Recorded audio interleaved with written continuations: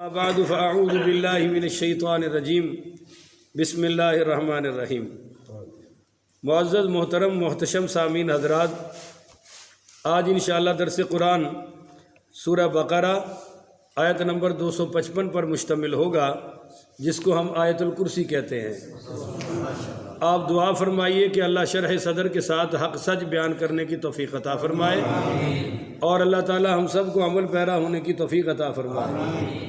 کل اللہ تعالیٰ کے فضل و کرم سے اور آپ کی دعاؤں سے اور آپ کی نیک تمناؤں سے آیت الکرسی کی وہ فضیلتیں بیان کی ہیں جو انٹرنیٹ کی دنیا میں اس سے پہلے نہیں ہیں۔ میں نے پرسوں ساری ریسرچ کی، کسی نے 2 فضیلتیں بیان کی ہیں، کسی نے 1 کی ہے۔ الحمدللہ پاکستان کی دھرتی پر پہلا خادم ہوں جس نے ساری فضیلتیں بیان کر دی، اور آج رات وہ سب انشاءاللہ انٹرنیٹ پر آ جائیں گی، میرے یوٹیوب چینل پر بھی اور میرے فیس بک آئی ڈی پر بھی انشاءاللہ پیج پر آ جائیں گی وہ، اور صبح آپ میں سے جو سننا چاہے اس کو سن سکتا ہے۔ آیت الکرسی کی فضیلتیں تو کل بیان ہو چکی ہیں، آج ہم صرف تفسیر کریں گے۔ اللہ لا الہ الا ہو، یہ کہ اللہ کے سوا کوئی بھی معبود اللہ ہے معبود۔ بولیے معبود کون ہے جی؟ اللہ۔ اب تمام عبادتوں کے لائق اللہ ہے یا صرف ایک عبادت کے؟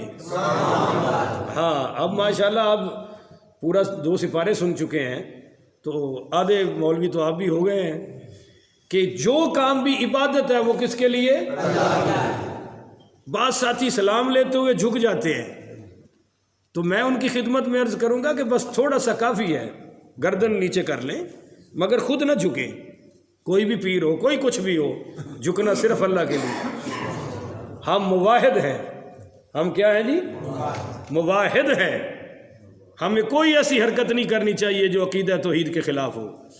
تو آپ تھوڑی سی گردن جھکا لیں، مگر اس طرح کندھے جھکانا اور جھک کے ملنا، اس سے ہمارے بزرگوں نے منع فرمایا ہے۔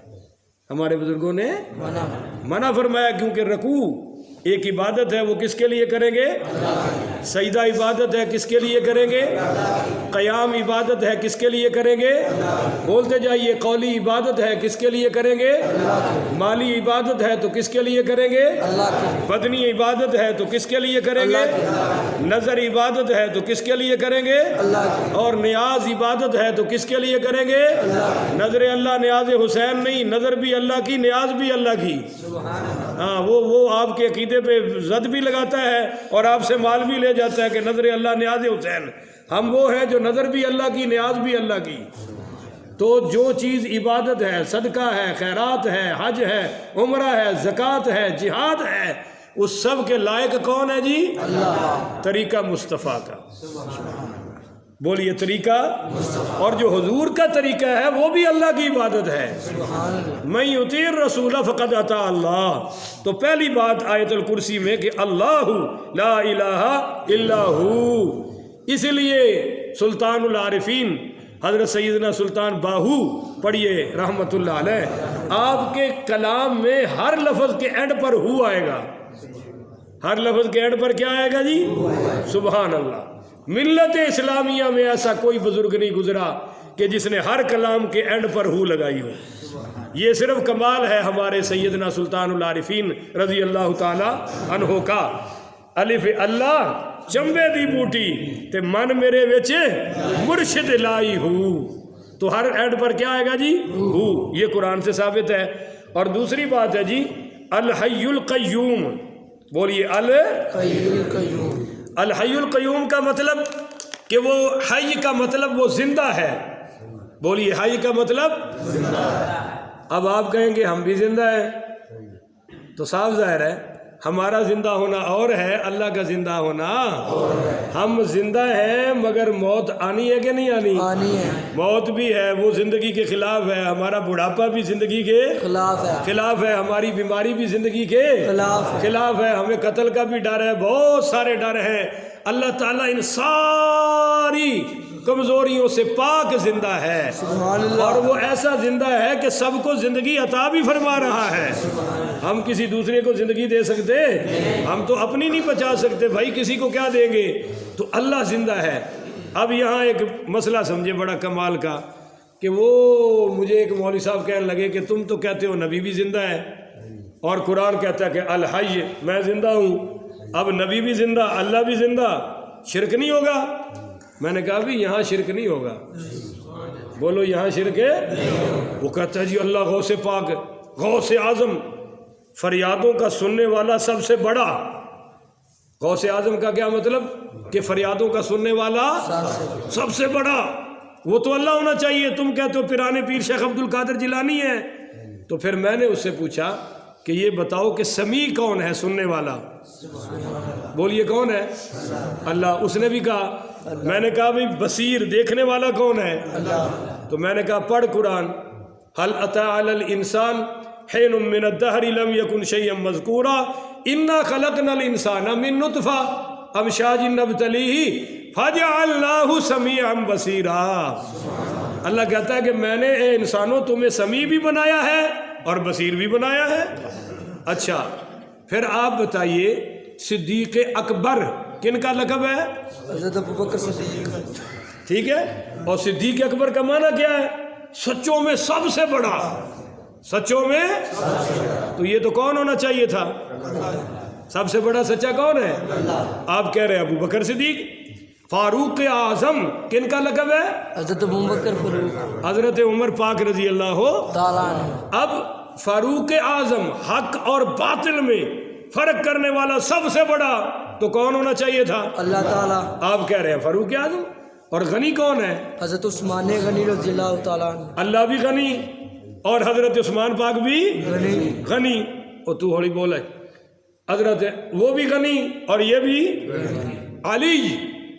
اب علی اللہ العلی العظیم ہے نا، اسی آیت الکرسی کے اینڈ پر آ رہا ہے العلی العظیم، مولا علی بھی علی ہے اور ہم بھی۔ اور پھر قرآن پہ سورہ بقرہ کے اینڈ پر انت مولانا، تو ہمارا مولانا ہے، انت مولانا تو ہمارا مولا ہے، انت مولانا فانصرنا علی القوم الکافرین۔ یہ سورہ بقرہ ختم ہو رہی ہے انہی لفظوں پر۔ اب آپ بتائیے اللہ مولا ہے اور علی بھی مولا ہے، اور آپ لکھتے ہیں سب کو مولانا، حضرت مولانا مولانا، تو یہاں شرک نہیں ہوا؟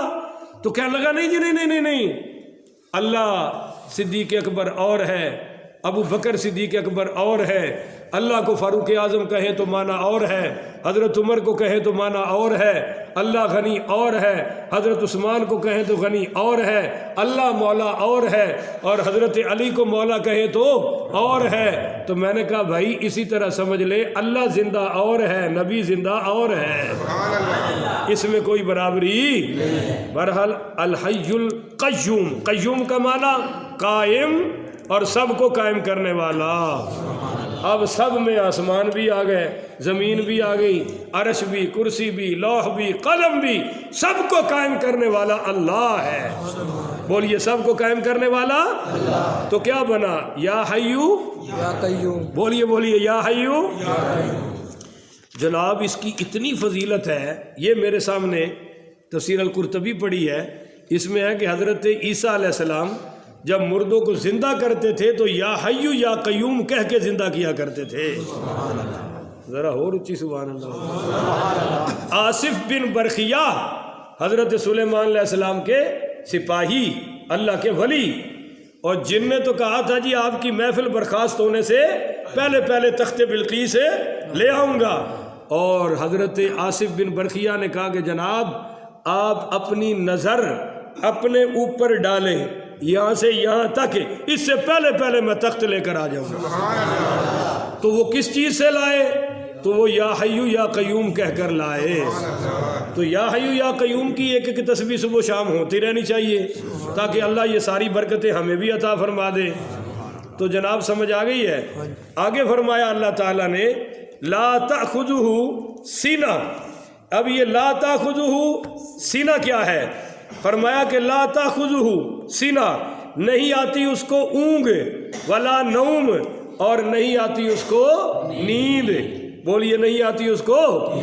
علماء نے نا اس کی 3 ترجمے کیے اور تینوں بڑے کمال کے ہیں۔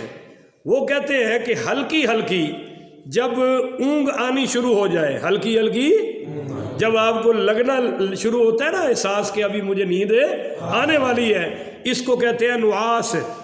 اس کو کیا کہتے ہیں؟ نعاس. اور پھر جب اس سے اگلی کیفیت آتی ہے کہ دماغ تک تھوڑی سی ہلچل مچتی ہے تو اس کو کہتے ہیں وسنان. اس کو کیا کہتے ہیں جی؟ یہ ابتدائی چیزیں ہیں نا. اور پھر جب نیند آ جاتی ہے تو اس کو کہتے ہیں نوم. اس کو کیا کہتے ہیں؟ بس جب انسان کے وہ سارے حواس اور اختیار ختم ہو جاتے ہیں اللہ کہتا ہے تم تو نوم ہو, سو بھی جاتے ہو, تمہیں نعاس بھی آتی ہے اور تمہیں وسنان بھی آتی ہے, مگر میں وہ اللہ ہوں جو ان ساری کیفیتوں سے پاک ہوں. بولیے جو ان ساری کیفیتوں سے پاک ہوں. اب یہاں میں آپ کو ایک حدیث سنانا چاہتا ہوں. ایک مسئلہ حل ہو گیا, دوسرا سن